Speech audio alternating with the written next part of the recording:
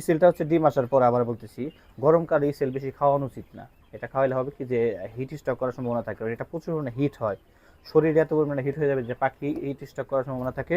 ইসেলটা যেহেতু ডিম বড় করে বা পাখিদের দৈহিক স্বাস্থ্য বৃদ্ধি করে, সব কিছু মিলে হচ্ছে ইসেলটা হচ্ছে আপনি সপ্তাহে এখন একদিন খাওয়াবেন। যারা আবার বলতেছি যাদের পাখি ডিমে আছে এখন, তারা সর্বোচ্চ একদিন খাওয়াইতে পারবেন ইসেলটা।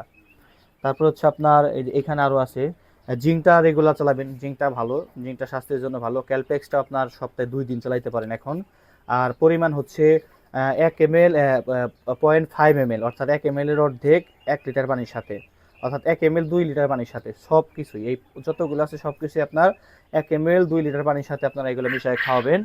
এরপরে যদি না বোঝেন আমাকে কমেন্ট করে করতে পারেন। আর সেলেনাসল AD3E, মানে এই যে এখানে 3টা ভিটামিন আছে, ভিটামিন A, ভিটামিন D3 এবং ভিটামিন E, এই 3টা ভিটামিন হচ্ছে আপনারা এটাও খাওয়াইতে পারেন। এটাও সপ্তাহে আমি 2 দিন খাওয়াই। এগুলো আসলে গরমকালে আসলে ভিটামিন কম খাওয়ানো উচিত। আবার বলতেছি মানুষের ক্ষেত্রেও যেরকম পশু পাখির ক্ষেত্রেও সেম ভাবে, বিশেষ করে গরমকালে এটা খাওয়ালে হয় কি যে হিট স্ট্রোক করার সম্ভাবনা থাকে বা পাখিগুলো অন্যরকম সমস্যা হতে পারে।